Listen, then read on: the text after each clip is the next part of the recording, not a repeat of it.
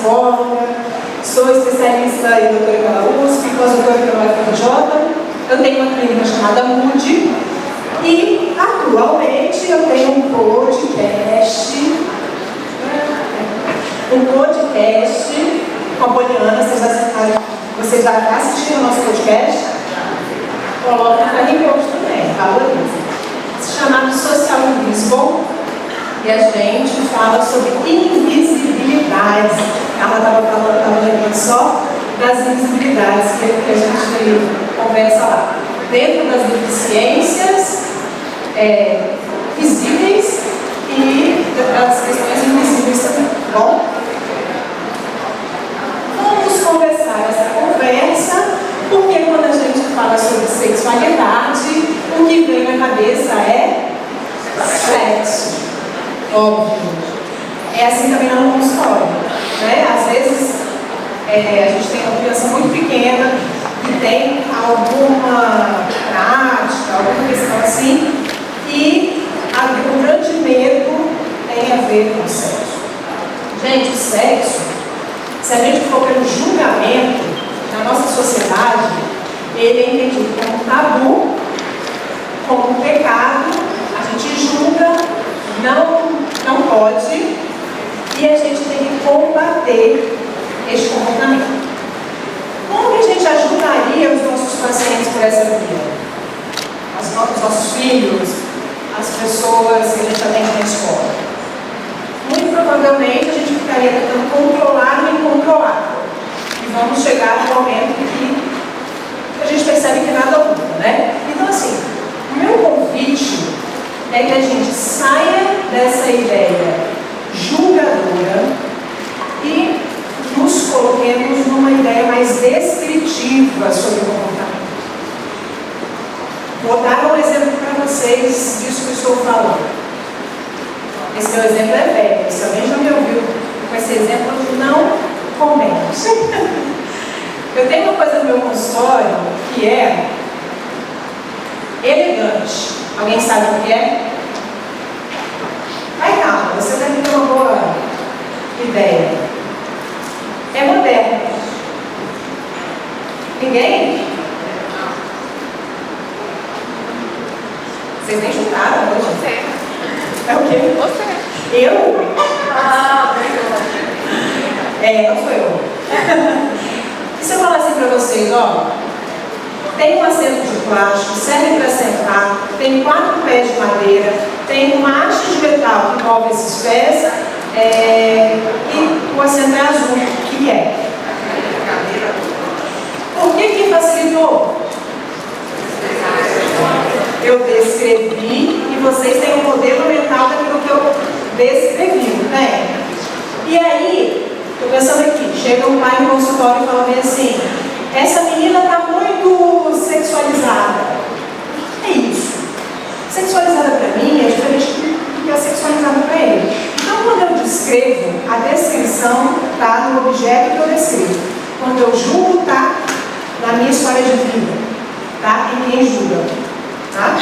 E aí, isso pode fazer toda a diferença, porque essa história de vida nem precisa ser tão longa. Se eu fiquei o dia todo sentado nessa cadeira, eu falo, ela é desconfortável.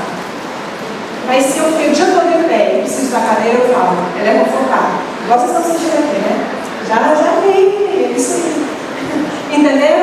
Então, o meu convite é que a gente olhe para o comportamento a partir da descrição dele. O que significa isso? Analistas do comportamento, vocês estão aqui também? A moça aqui também tem.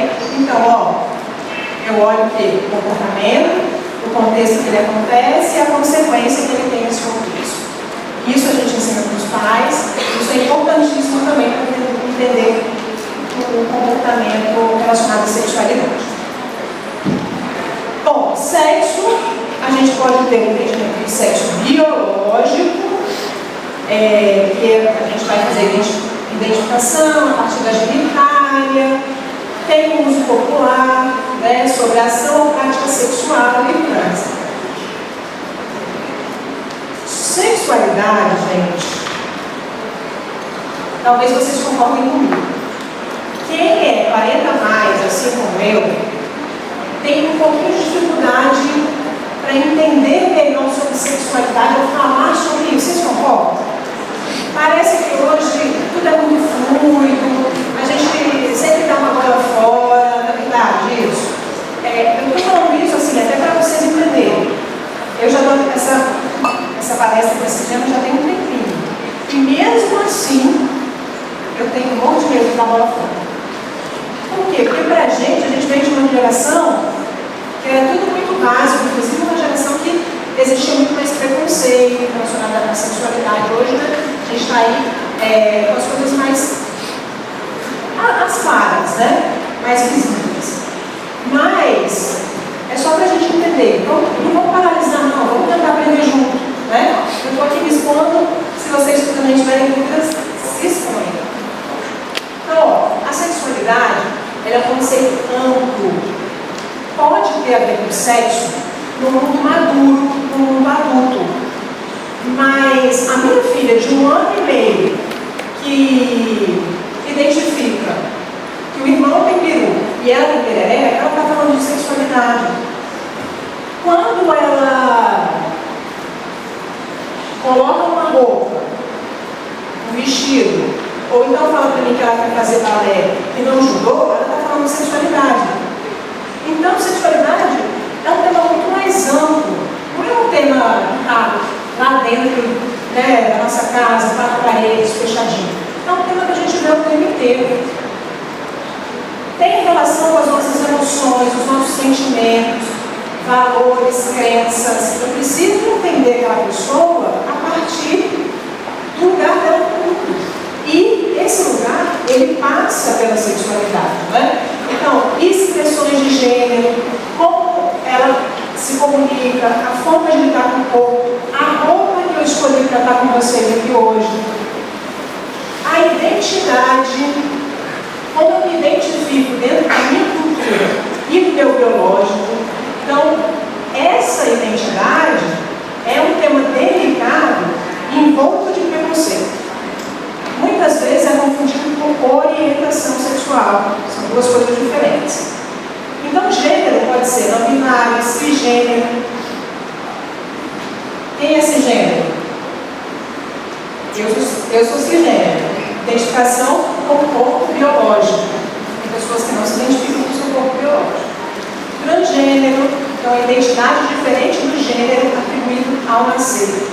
Tem gente que acha que transgênero, gay, sapatão, fala assim, como se fosse um xingamento. A pessoa não sabe o que está falando. E a orientação sexual é a direção predominante da atração afetivo sexual de uma pessoa. Inclusive, gente, é a direção predominante, mas a gente também identifica aqui um espectro, né? Não é binário.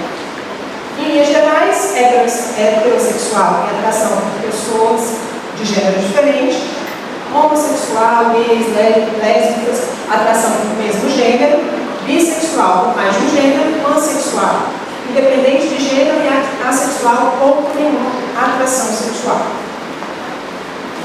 Dito isso, também é gay, é o problema do passador.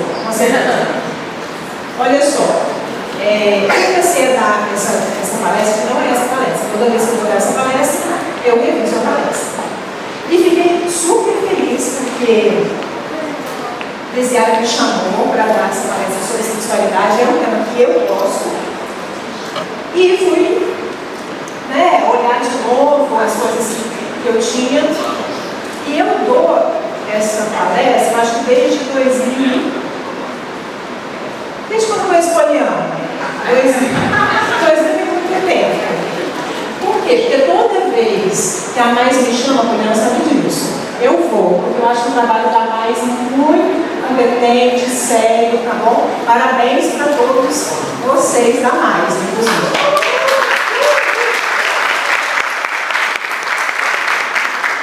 E aí, quando eu comecei a dar essa palestra, a gente procurava coisas sobre sexualidade, autismo, outra coisa era produzida.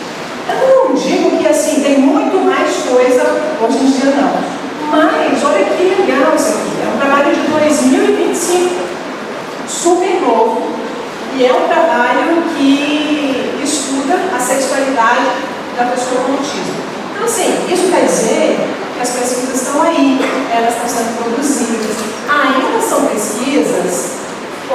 qualitativas, elas vão ser descritivas, né? Não vão apresentar dados robustos, mas a gente precisa de pesquisa qualitativa para conseguir chegar numa quantidade, numa meta-análise.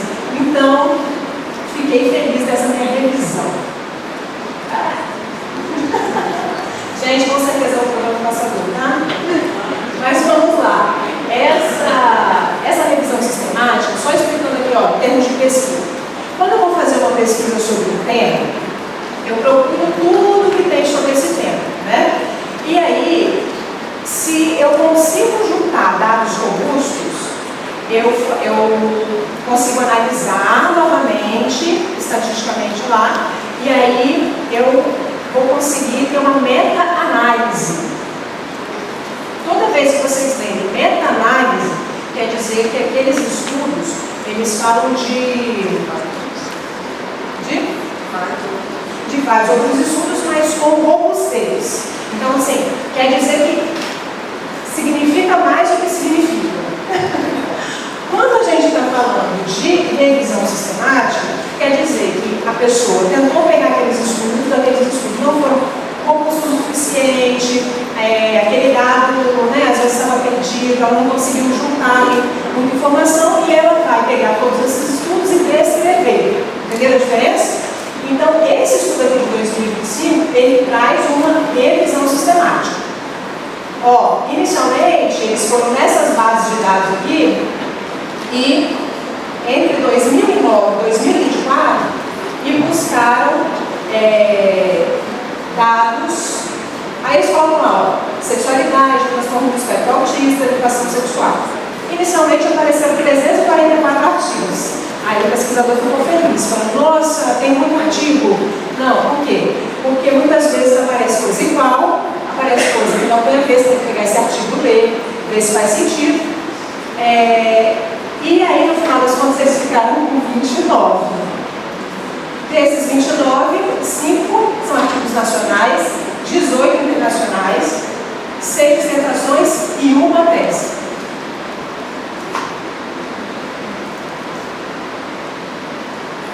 Mas por que, gente, que a gente vai falar de sexualidade especificamente para pessoas com autismo?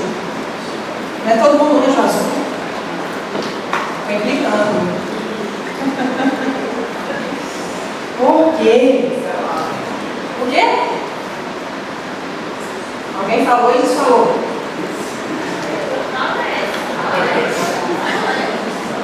Primeira razão, é um tema importante para pessoas autistas. Quem está falando isso? Eu?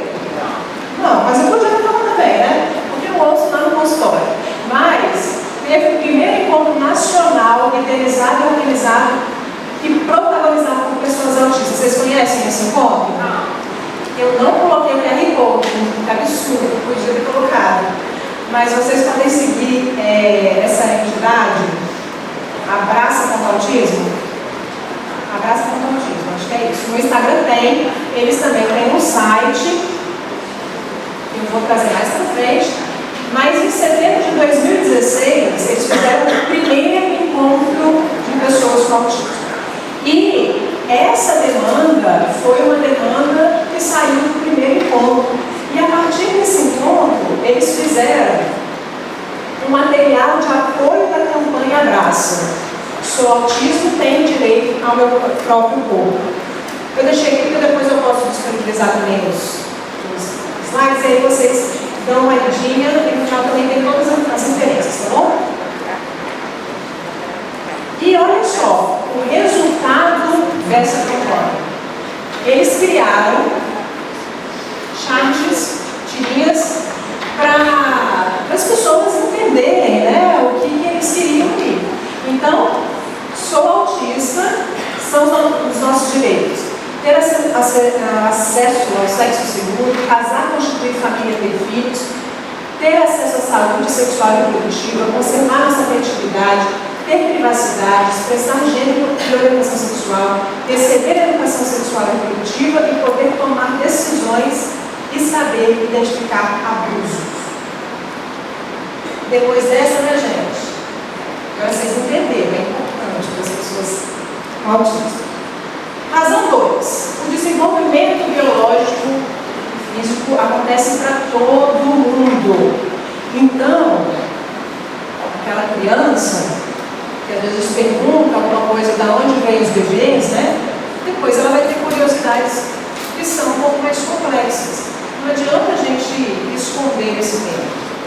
A puberdade e a descoberta sexual no autismo pode ocorrer mais tardiamente, mas não é que ela não vai ocorrer, né?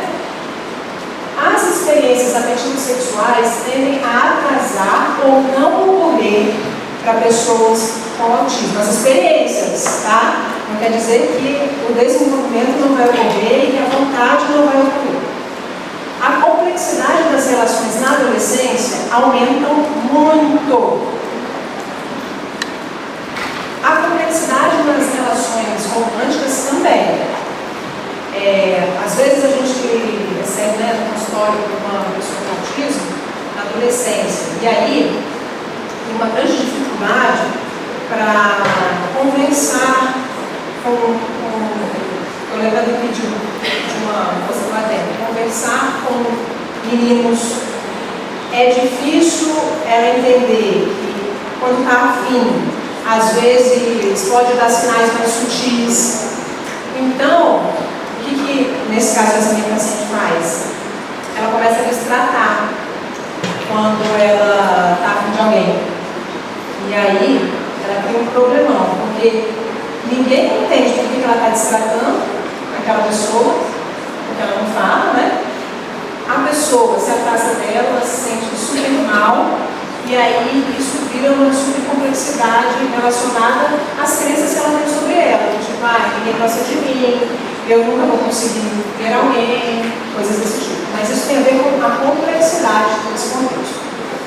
Meninos com TEA têm taxas menores de prática e parceiros, e maior arrependimento das primeiras experiências. Além disso, tem maior proporção de mulheres com TEA em relacionamento estável. E as pesquisas hipotetizam que isso pode ser por causa do mestre, né? Elas conseguirem aí algum jeito ali no social de mascarar algumas características. Ponto 3. A sexualidade é dependente da cultura e do entendimento de regras sociais. Essa pesquisa aqui, ela é uma pesquisa qualitativa que traz a fala de pessoas com autismo. Eles chamaram essas pessoas para uma conversa para entender um pouco melhor sobre como a educação sexual era passada nas escolas e como que aquela pessoa conseguia acompanhar aquele conteúdo, né? Então, olha só, sobre as regras culturais. Eu queria mesmo entender as regras de comunicação, de abordagem, para isso, porque eu simplesmente tenho dificuldade para chegar na pessoa que o diagnóstico de autismo ele vai pressupor a dificuldade na socialização e no entendimento dessas regras. Dificuldade nas normas sociais, leitura, intenção, metáfora, ironia, duplo sentido, o que vai fazer parte de um processo de conquista ali.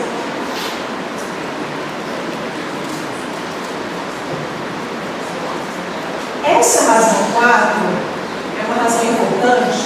Por quê? Porque as pessoas com TEA, elas vão ter mais possibilidade de estar expostas à situação de abuso sexual, sendo vítima ou sendo infrator.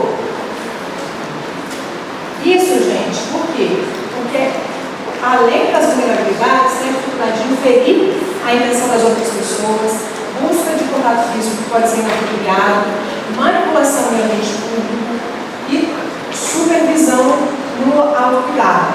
Às vezes precisa de uma supervisão para ir ao banheiro, coisas desse tipo, e nesses momentos eles podem ser vítimas. Sobre ser infratores, vocês já tinham pensado sobre esse ponto de vista? A sexualidade, ela também vai responder um pouquinho a essa história do amadurecimento. Então, por exemplo, hoje, a minha filha de 1 ano e meio, se ela chega e bate no bumbum de alguém, a gente entende que ela é um neném e que ela não tem noção do que ela está fazendo. Mas o meu filho de 6 anos, se faz a mesma coisa, dele já é cobrado uma postura diferente, né? Então, quando a gente está falando dessa questão de infringir a lei, né, isso é importante porque as normas sociais, elas vão cobrar isso. Tem a questão da infantilização e crença sobre a sexualidade das pessoas com ideia. Então, olha lá, aquela pesquisa que eu falei com vocês. Nós somos pessoas, a gente tem desejo, a gente sente as coisas, mas é difícil para os nossos pais entenderem. Talvez até porque eles foram condicionados a nos olharem como anjos azuis. Outra pessoa, eu não sou criança, eu tenho uma namorada, mas ainda é difícil para as pessoas aceitarem isso, porque elas querem que a gente seja criança para sempre. Ser criança para sempre, às vezes poderia ser um confortozinho dos pais, porque a história da sexualidade também faz com que os cuidadores percam o controle. Ai, tem controle, Bia. A gente sabe, né? Quando os nossos filhos são menores, a gente tem um pouquinho mais de controle sobre o comportamento deles. Só um pouquinho mais, tá? Mas a gente tem a ideia de que a sexualidade, a deficiência, ela precisa ser reprimida, contida. Às vezes eu olho esses Instagrams de pessoas PCDs e aí as pessoas falam que uma pergunta que incomoda muito é assim: você teve filho, né? Como que você faz com as pessoas? Às vezes uma pessoa cadeirante. Então, as pessoas, elas só pensam na prática sexual a partir de uma visão de uma pessoa mudante, né? Então, tem muitas formas de viver que não são consideradas. Muitas vezes, no TEA, as pessoas são vistas como incapazes de se relacionar, elas têm uma vulnerabilidade no relacionamento social, elas não são incapazes, todo mundo tem alguma capacidade. Ou despidos de vontade de se relacionar. E também como sendo pessoas que não vão ser escolhidas como parceiro. Tem uma pesquisa, gente, norte-americana, que ela falou o seguinte: nós, na nossa vida, isso na América, né? Não precisava fazer a pesquisa aqui, mas a gente conhece mais ou menos 20 pessoas no nosso ciclo de pessoas que convivem com a gente, que tem alguma deficiência visível ou invisível. E, dentre os dados dessa pesquisa, homens com deficiência, eles são entendidos menos como parceiros potenciais. As mulheres nem tanto, mas os homens sim.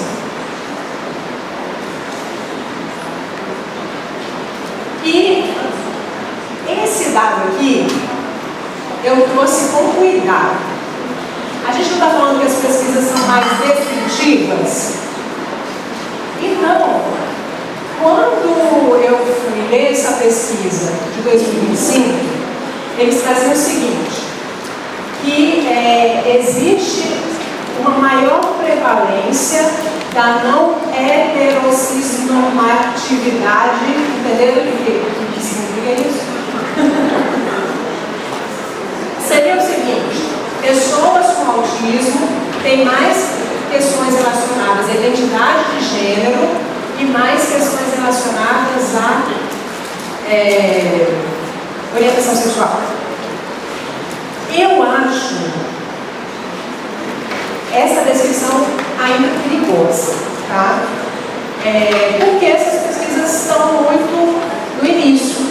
E para eu conseguir provar esse dado, eu estou falando isso não é porque o artigo é ruim não, tá? Às vezes o jeito que a pessoa escreveu, a gente poderia rever essa informação. Mas a gente não tem pesquisa robusta para dizer que, em comparação com os neurotípicos, as pessoas com DEA realmente têm mais questões desse tipo. A gente vê sim algumas pessoas no consultório com questões relacionadas a isso, mas também vê neurotípicos, tá? E aí, o que esse artigo traz? Que, às vezes, as pessoas com TEA levam essa informação para o cuidador, para os pais. E essas informações, elas não são validadas. Essas pessoas, elas são consideradas assim, você nem sabe o que é gay, você nem sabe. A pessoa invalida porque a pessoa tem autismo. E além disso, quando as pessoas elas são estão em grupos LGBTQIA+, são dois grupos minoritários, e esse artigo ele traz as dificuldades que essa pessoa então enfrenta, porque não se vê pertencendo ao grupo do TEA, de pessoas heteronormativas, e nem ao grupo do LGBTQIA+. Então fica mais complexo. E a razão 7, que nós, como sociedade, somos péssimos em promover a educação sexual. Aqui, na minha casa, com minha filha de 1 ano e meio. Imagina numa casa com uma criança pequena, né? Eu não queria que não, só queria falar esse pequeno. A gente acha que não pode falar nada relacionado à sexualidade. E se a criança fala de sexo, é o sexo que a gente entende. Mas aqui, desde muito pequeno, a gente pode ensinar para a criança sobre intimidade. A gente pode ensinar para a criança coisas muito básicas. Que a boca é íntima. Parece que não, né? A criança lambe tudo, lambe o chão. Ninguém pode chegar e fazer nada com a boquinha daquela criança. Então, antes de pensar em sexo, a gente tem 1 milhão de pré-requisitos que são importantes da gente ensinar. Para que a gente não chegue também desesperado no consultório, caso a nossa criança, então a família que a gente conhece, esteja fazendo algum comportamento que pode ser vulnerável. Eu, analista do comportamento, já trouxe essa verdade aqui, mas trago de novo. O comportamento tem 2 verdades. Ele tem algo que acontece dentro de um contexto, que antecede ele, e ele tem uma função ou consequência nesse contexto.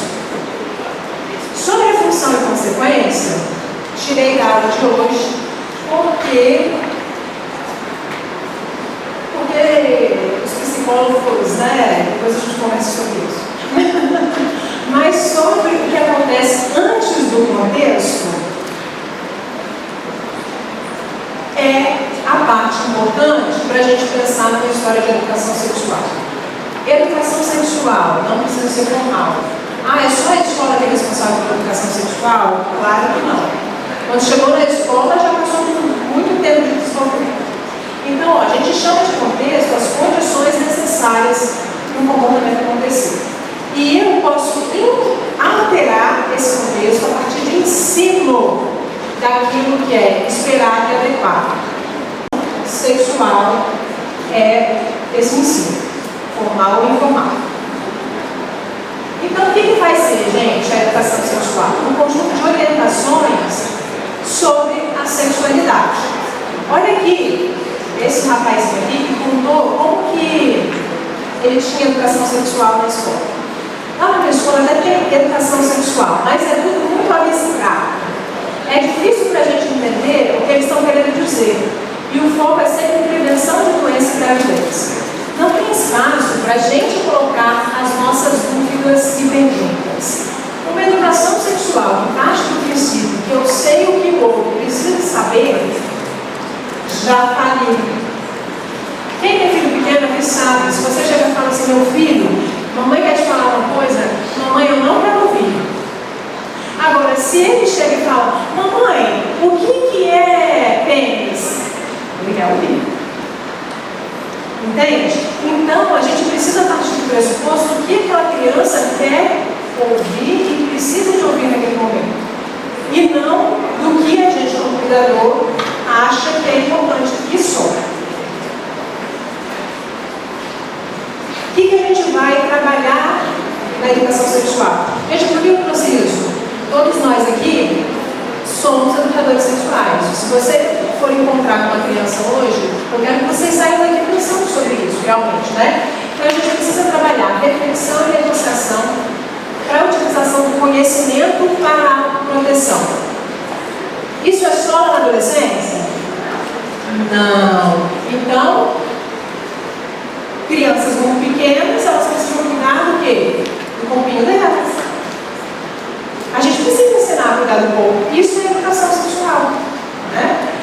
Compreender a sexualidade como um aspecto positivo e natural da vida humana. Menino, para com isso. Não fala sobre isso, não. Você está muito novo. Ui, não. Vinícius Mota chegou aqui.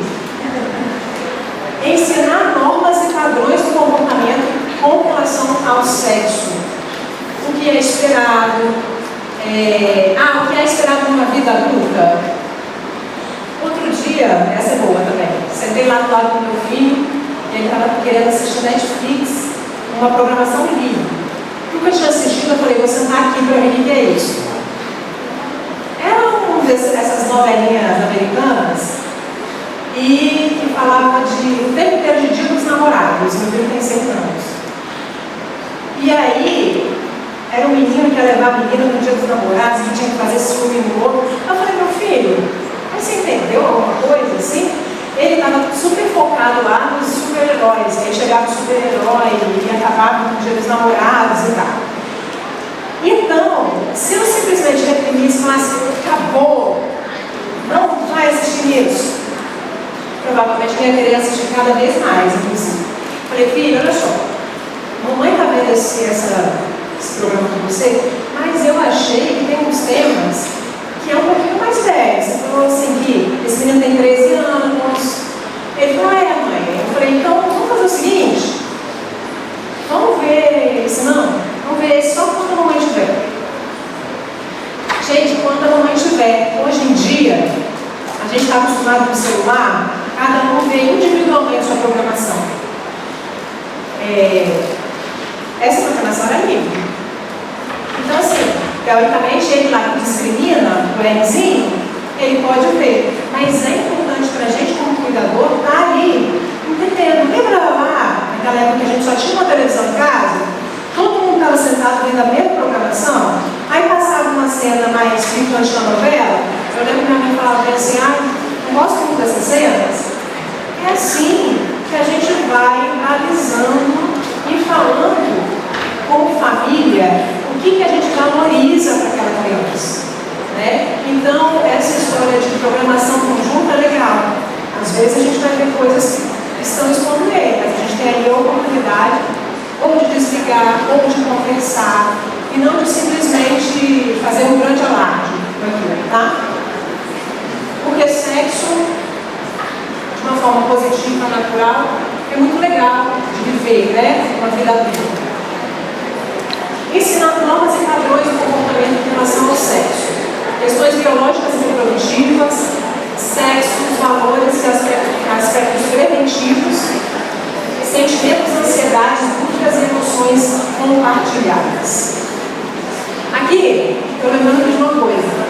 A gente adora ensinar sobre sexualidade para as nossas meninas, falando bem assim que elas têm que casar. Há 30 anos, esse é um dos maiores pesos femininos que a gente tem na nossa sociedade. Então a gente ensina, inclusive, eu gosto muito daquela campanha Criança Não Namora. Vocês já viram isso no Instagram? Agora tem bastante, né? As pessoas mais antigas, da nossa época, falam muito sobre isso. Vai ser gênio, meu gênio, não sei. Gente, criança não namora, criança brinca, criança faz qualquer coisa. Menos namorar. E agora parou de vez. Está na hora de acabar isso. 5 minutos. Está roubando muito tempo. Vinícius, está roubando. Gente, super importante e muito difícil às vezes no autismo. Relato de eventos passados. Minha filha, como ela veio, ela consegue fazer relato de evento passado. Então, é importante a gente ir ensinando, né? E minha filha, né?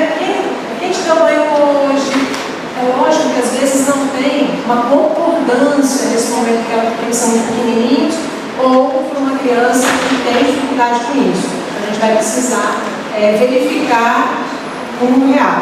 Mas é importante a gente ensinar. Para quem vai pedir ajuda, se tiver um problema, se precisar ir no banheiro, né, coisa desse tipo. Eu lembro quando meu filho começou a ir em festinha sozinho, eu elegia, a mãe de um amiguinho me falava com ele: filho, se quiser ir no banheiro, você procura a tia tal? E aí avisava para a pessoa. Então isso é legal para a criança, né? Não tá ali, qualquer um pode levar e ninguém precisa saber. Partes do corpo que são públicas, privadas, as que são envolvidas no ato sexual, o que pode e o que não pode fazer no corpo, e o que pode e o que não pode fazer dentro e fora de casa. Uso do banheiro, troca de roupa e banho.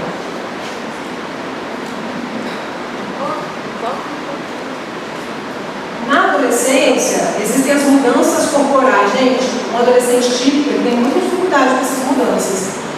Um atípico, ele tem infinitas vezes mais dificuldade com essas mudanças.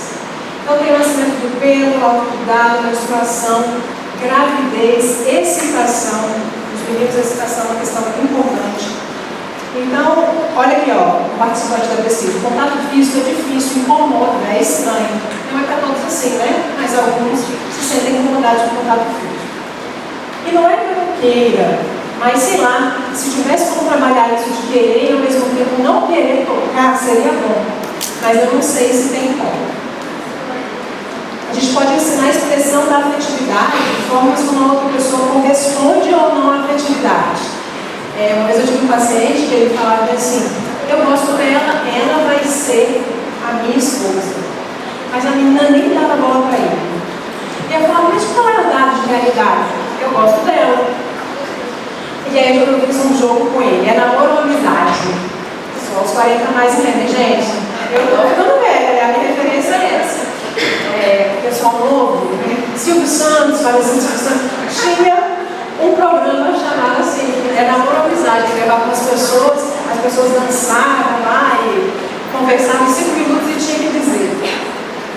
E aí eu fiz isso com o paciente. E aí no final das contas ele chegou à conclusão que ele tinha com ela uma amizade. Era uma menina que não correspondia, mas conversava com ele. Como normalmente as meninas não conversavam com ele, ele identificava aquilo como: vou casar com ela. Né? As pessoas acham que a gente não se importa. A gente se importa sim, muito. O que é difícil é entender que aquela pessoa está sentindo isso ou aquilo. Isso dificulta o contato social. E isso tem a ver com a educação sexual também, eu acho. Gente, finalizar, meu Deus do céu. Vocês conhecem esse material? Esse é o material da Nathalie Brito. Nathalie Brito vocês devem conhecer. É uma psicóloga super legal. E ela fez esse material com base nos pacientes dela. Para usar com adolescente, às vezes eu acho esse material um pouco infantilizado. Mas tem o seu valor, a gente pode adaptar, né? Então João aprende sobre intimidade.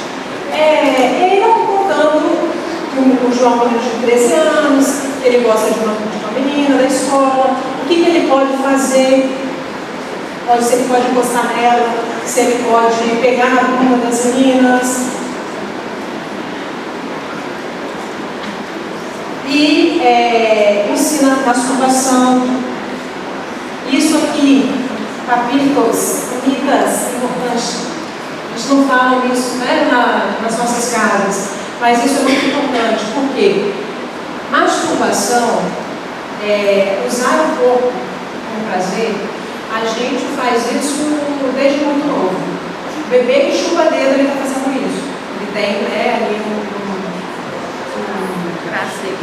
prazer, mas é um auto-estimulatório. E a criança ela pode aprender isso, o adolescente pode aprender isso. Aqui, quem já teve filho que precisou tirar o dedo, porque estava chamando o dedo? Ninguém, gente. Missão impossível esse negócio.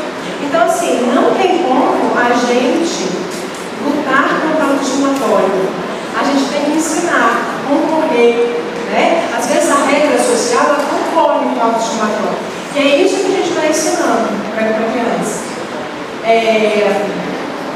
Então, por exemplo, a história da masturbação. A gente precisa ensinar o que pode dar para fazer, sozinho sempre, onde, nesse livrinho vocês vão ver que ela fala banheiro ou quarto. Não gosto de banheiro. Banheiro tem na escola, banheiro tem no shopping, banheiro tem em todo lugar. Eu hoje quarto só, tá? Quarto próprio, quarto da pessoa. Hora apropriada, depende da realidade de cada pessoa e quando no quarto. Tá bom? Como reconhecer amigos e pessoas interessadas, como se posicionar diante de pressão de pares, quando fornecer telefone, WhatsApp, isso aqui é uma outra palestra, tá? WhatsApp, autismo e WhatsApp, adolescência e WhatsApp, e as regras na rede social. Eu gosto da pessoa, eu vou lá e vou entrar e vou dizer para ela que eu gosto dela, e aí eu vou encher o feed dela de mensagem falando que eu gosto dela. Gente, não vou mais passar muito do meu tempo, porque já eu tenho que finalizar, não é isso? Então, vou finalizar. Olha só, essa pesquisa, o que ela traz de interessante, ela fala assim, ó, a gente tem muita coisa acontecendo, inclusive duas mídias importantes em relação à sexualidade e autismo, que foi o Atípico, vocês devem ter tido acesso a essa série, que fala bastante sobre sexualidade, e o Amor no Espectro. Né? Quer dizer que os novos temas que estão chegando de volta. Você está passando. Netflix. Essa Amor no Espectro é muito legal para trabalhar com as famílias, tá? Orientação, porque aí os pais podem ver que é possível. Posso passar? Posso passar? É sim, ou sim. Eu vou agora. Vai ter Amor no Espectro no Brasil. Vai ter Amor no Espectro no Brasil. Está dando de fofocas, hein? Volta para onde? Amor no Espectro? Isso. Está quase estreando a 4ª temporada dos Estados Unidos. Ao invés de a gente ver Amor às Cegas, a gente vê Amor no Espectro. Casamento às cegas, só vai dando nada. Gente, não tem uma escassez, é um tema que tem que ser discutido. Família, paciente e equipe, cada família tem suas questões em relação à sexualidade, não tem como terapeuta colocar isso como, eu sei que é importante para vocês. Né? A gente sempre precisa entender que contexto é aquele, os valores do paciente e da família têm que ser levados em conta e, como profissionais de saúde, a gente tem que prezar pelo bem-estar do nosso paciente e minimizar as vulnerabilidades dele. Como vocês podem ver, eu aprendi mesmo a colocar o QR Code, entendeu? E obrigada!